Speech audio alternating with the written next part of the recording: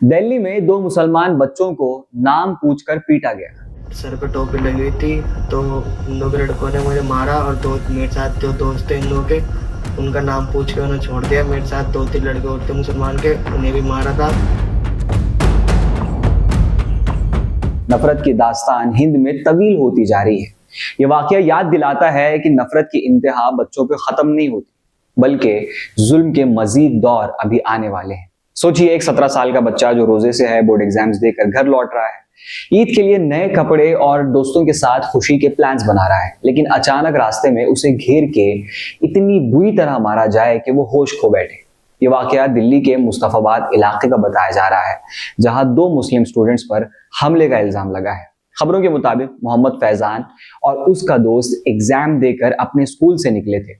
फैजान ने जोहर की नमाज पढ़ी और वो रोजा रखे हुए था।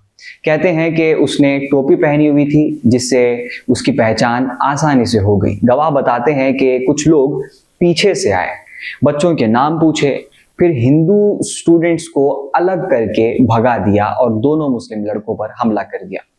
इल्जाम है कि डंडों, मुक्कों और तेज चीजों से उन्हें मारा गया। मोहम्मद फैजान को इतनी जोर से चोट लगी कि उसके सर से एक खड़ी ट्रक से टकरा गया और वो वहीं बेहोश हो गया। उसकी नाक में फ्रैक्चर और हाथों पर कई टाके लगने की बात कही जा रही है।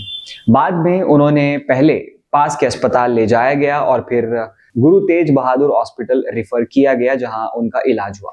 उनके घर वालों का कहना है कि वो रमजान के रोजों में थे, एग्जाम का प्रेशर भी था, फिर भी ईद का इंतजार कर रहे थे। अब घर पर जख्मों के साथ बैठे हैं, पढ़ाई करना मुश्किल हो रहा है और पूरा खानदान खौफ में है।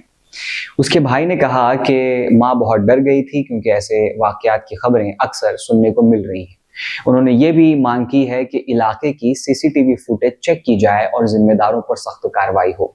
अभी तक ये भी वाज़ेह नहीं हुआ है कि केस में हेट क्राइम से जुड़ी धाराएं लगाई गई हैं या फिर नहीं लगाई गई हैं। पुलिस ने परिवार से बात की है, लेकिन एफआईआर और चार्जेस की पूरी तफसील सामने नहीं आ पाई है। इस वाकये ने सिर्फ एक परिवार नहीं बल्कि पूरे मोहल्ले में बेचैनी पैदा कर दी। लोग अपने बच्चों की हिफाजत को लेकर परेशान हैं और माहौल तनाव भरा महसूस हो रहा है। ऐसे वाकयात हमें याद दिलाते हैं कि इम्तिहान सिर्फ स्कूल के पेपर का नहीं होता, बल्कि समाज का इम्तिहान भी होता है।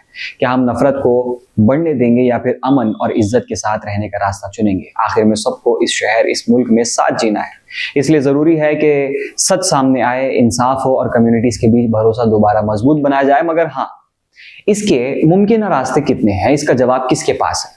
एक छत के नीचे 2 इंसान अपनी पैंट में झांकने के बाद कत्ल का रास्ता चुन लेंगे तो फिर सुलह की गुंजाइश कितनी बच जाती है? आपका जवाब नीचे कमेंट सेक्शन में।